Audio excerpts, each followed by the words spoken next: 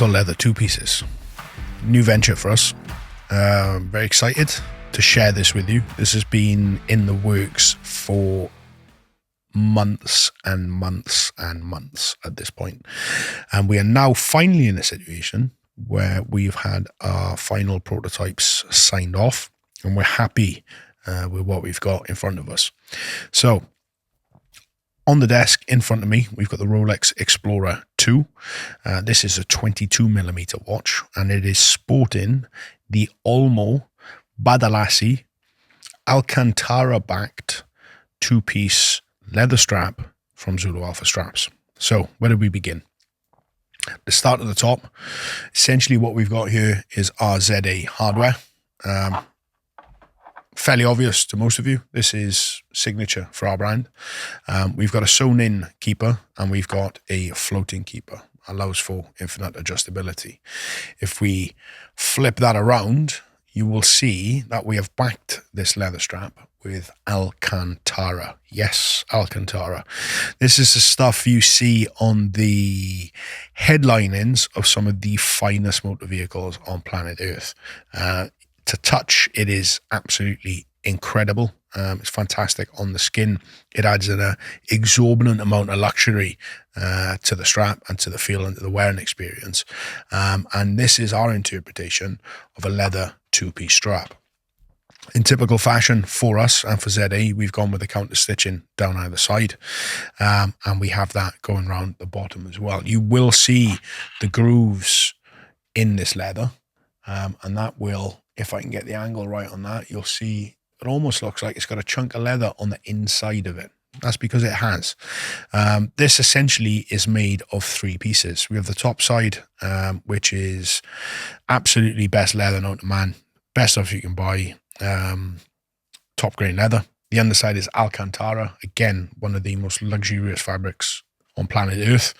And then the stuffer, or what we have on the inside, a lot of manufacturers will line that with some sort of card or foam or some sort of inferior product. We've actually, again, stuffed it with fantastic high quality leather.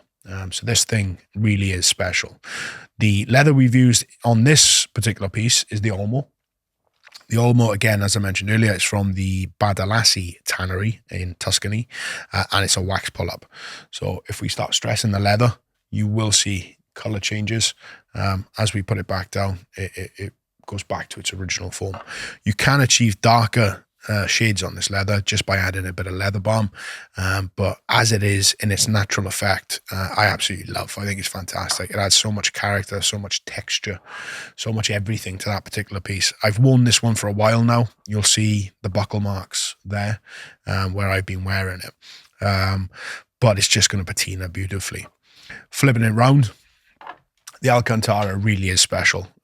It's phenomenal. I don't know why this isn't done more. I'm kind of happy it isn't, and it's allowed us to be super creative in what we're doing. But this is probably the best way to back a leather strap. It's fantastic on the skin. It feels amazing. It sits well and it feels right. It pairs well with the quality of the leather and the quality of craftsmanship in this. Now, there is one other little hidden gem in these straps that you cannot see. You will never be able to see until you do a strap change, which is going to prove to be somewhat difficult, simply because when we make straps like this, we have to have the spring bar in there. And the spring bar is what connects the strap to the watch. That's fairly straightforward, fairly obvious.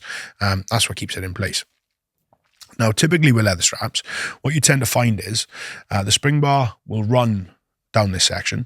And as the leather matures, it gets more supple with time and age. You run a danger really of threading the spring bar through and it coming through the leather. That's one snag. Another issue with this is it's a fantastic quality strap. It's a fantastic watch, but it's been reliant on a spring bar.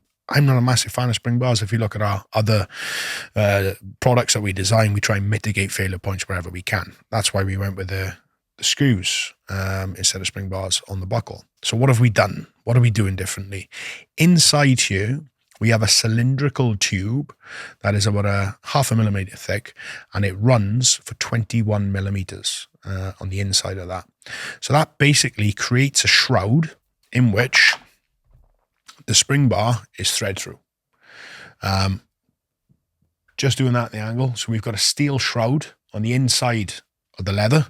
The spring bar comes in and threads through that shroud and then is protected by that shroud. So what does that mean? First and foremost, it mitigates failure points, because in order to snap that spring bar now, you have to bend that shroud, which is in essence a steel tube. Very difficult to do. In addition to that, strap changes, they're going to be a bit more difficult because you've got to mitigate moving around this shroud in order to get your spring bars out. However, it is possible to do. It can be done. It's just a bit more fiddly. The benefit of it is it's extremely difficult to get the strap off the watch. The negative is it's extremely difficult to get the strap off the watch. So, unapologetically, the whole purpose of this is we're making a fantastic product to go with another fantastic product, and we do not want these to unmarry if they're not meant to. So to mitigate another failure point, what we did was that shrouding. That shrouding is coming to effect. It's in all of the two-piece leather goods that we make. And for me, it's a massive benefit. Not only does it protect the leather from the inside from getting damaged by a spring bar poking through the leather, which has happened. I'm sure we've all seen that in the past. But also it protects the strength of that spring bar. It's almost a security element or insurance policy on your spring bars as well. It's just a level of protection there that has never really been seen before.